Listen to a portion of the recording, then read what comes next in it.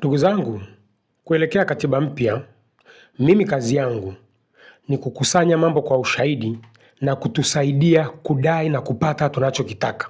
Hiyo ndio kazi yangu, kwa sababu mimi ni mzee wa mambo kwa ushahidi. Ndugu zangu, kuna vitu Profesa Lipumba, huyu Lipumba wa CUF, alivisema muda mrefu sana.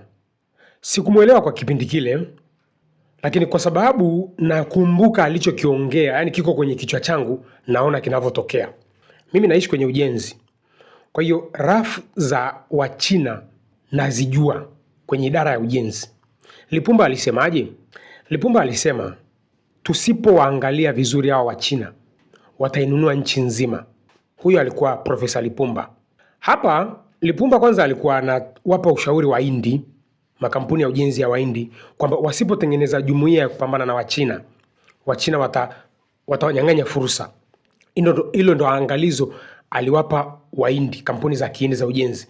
Baadaye kwa Watanzania akamwambia Watanzania, tunakoelekea hawa Wachina wanaweza wakainunua nchi nzima. Kwa nini? Mchina akiona fursa hatafuti fedha, anakwenda nyumbani, anaipeleka fursa, anachota fedha serikalini, anakuja kuitekeleza fursa. Huo ndio mfumo wa Wachina kwenye kuwinda riziki dunia nzima. Sasa kuna maneno mkuu wa mkoa wa Njombe ameyaongea. Simlaumu mkuu wa mkoa kwa sababu tunajua hakuna mkuu wa mkoa yuko kwenye mkoa husika kuwasaidia raia wa mkoa husika kupata maendeleo. Nirudie tena, hakuna mkuu wa mkoa yoyote nchini Tanzania yupo pale kwenye mkoa husika kuwasaidia wananchi wa mkoa husika kupata maendeleo. Mkuu wa mkoa yuko pale kutimiza yule aliyemchagua na kupigania ilani ya Chama cha Mapinduzi. Hicho ndicho wanachokiapa. Sawa? Kwa hiyo Mheshimiwa Anthony Mtaka, mimi sikulaumu kwa ulichokiongea, kwa sababu hauko Njombe ili kupigania maendeleo ya wananjombe, hapana, au maendeleo ya Watanzania kwa ujumla, hapana. Uko kwenye position yako kuwapigania waliokuchagua ambao ni CCM, au kumpigania rais wa Jamhuri ya Muungano wa Tanzania aliyekuchagua, pia kuipigania ilani ya Chama cha Mapinduzi. Kwa hiyo siko hapa kukushutumu, hapana. Unasimamia mfumo mbovu ambao ndio uliokufanya basically kuongea ulichokiongea.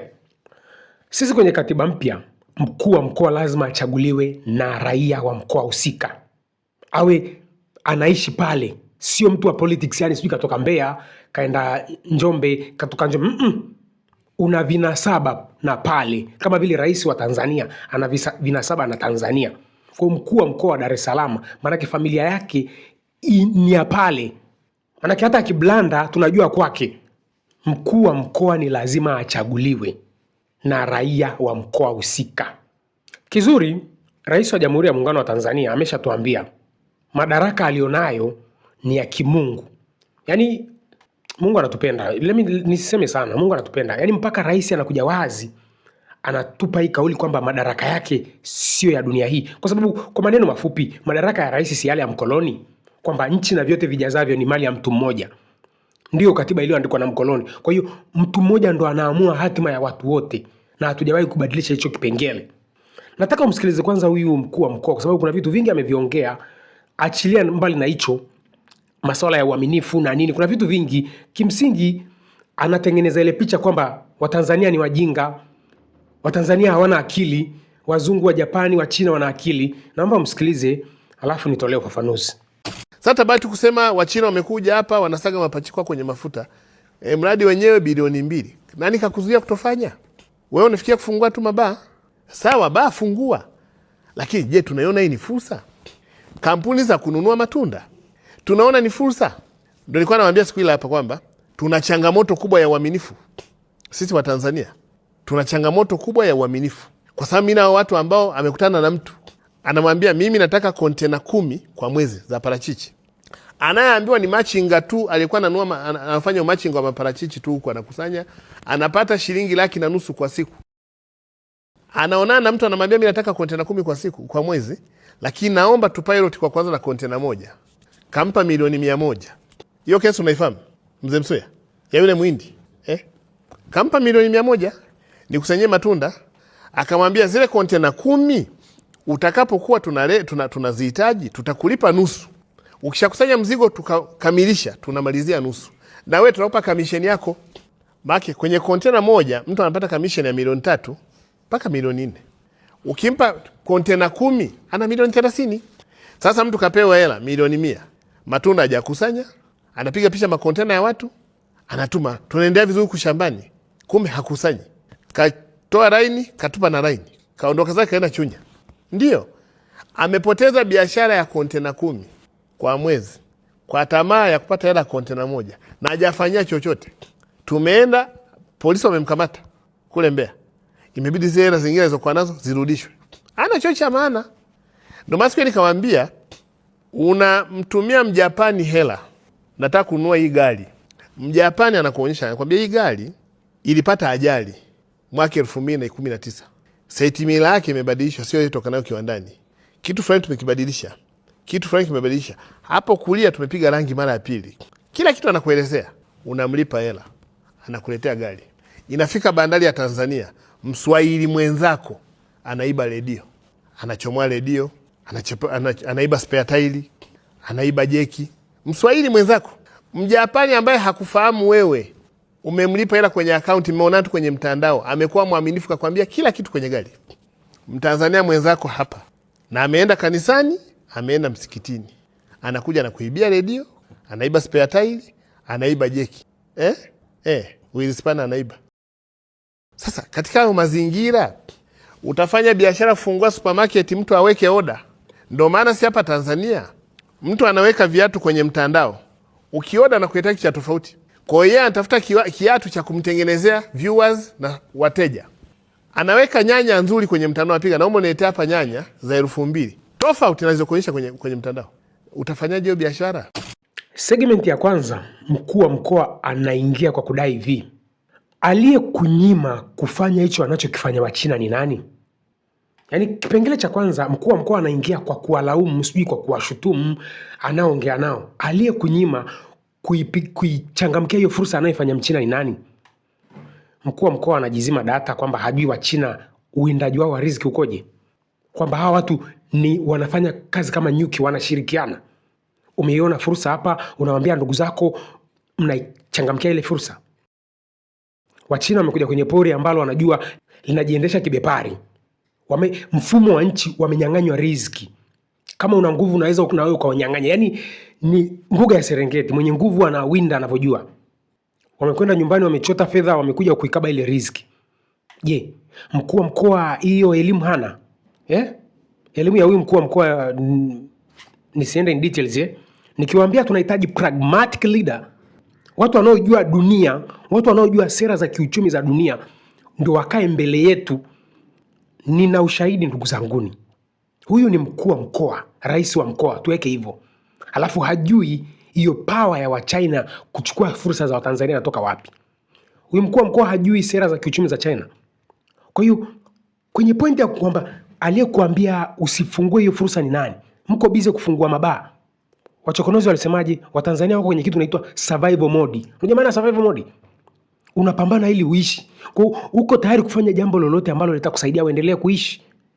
Watanzania wako kwenye modi ya maendeleo. Modi ya maendeleo, unawaza maendeleo kisha control tumbo.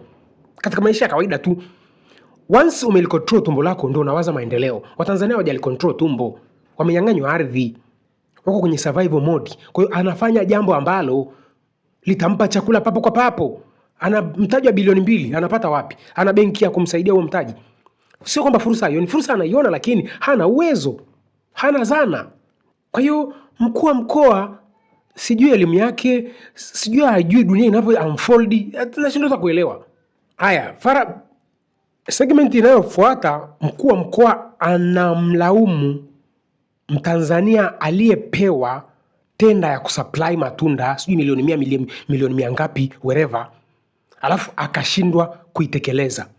Narudi pale pale, hawa viongozi wetu hawajui mfumo unaoiendesha nchi, kwamba huu mfumo ni wa kumfaidisha mkoloni, au wanaogopa kuukemea huu mfumo.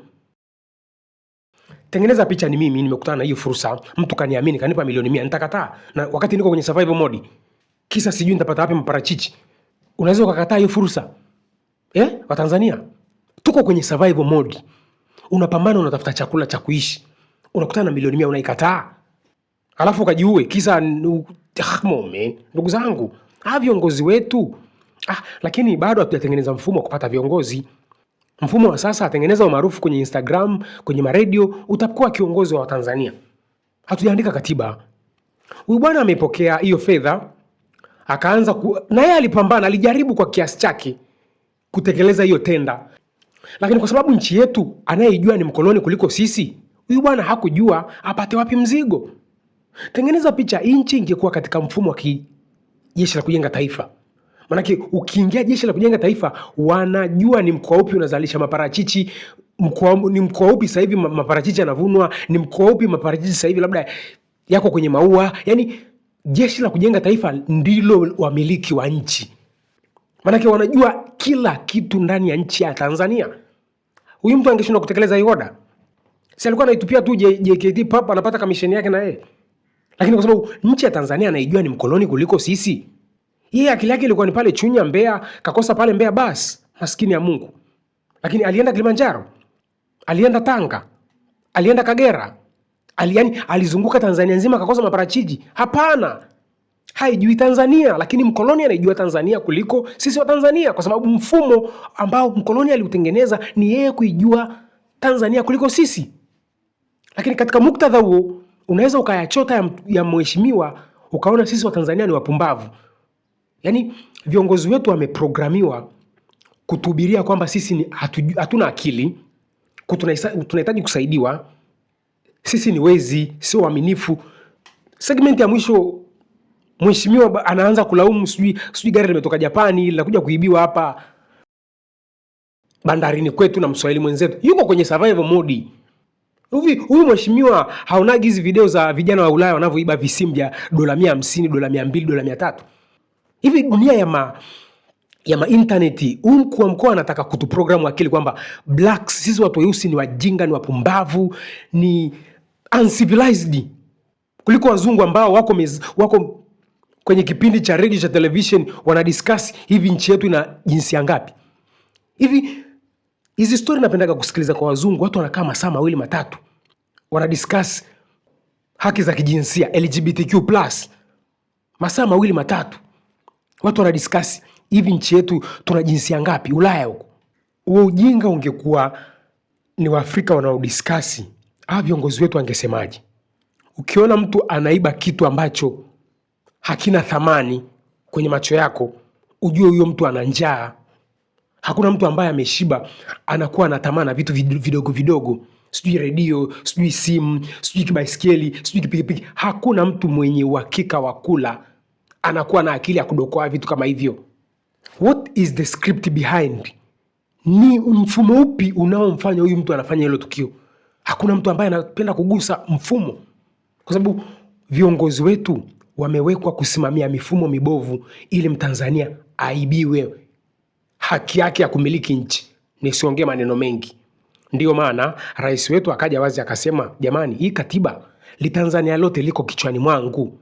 Jiandaeni na mpango mkakati wa kupunguza madaraka ya rais. Kitu ambacho Watanzania wengi tuliona akili tulikuwa tunakipambania. Tukikaa wenyewe tunajiuliza, hivi binadamu mmoja amiliki nchi lote hili?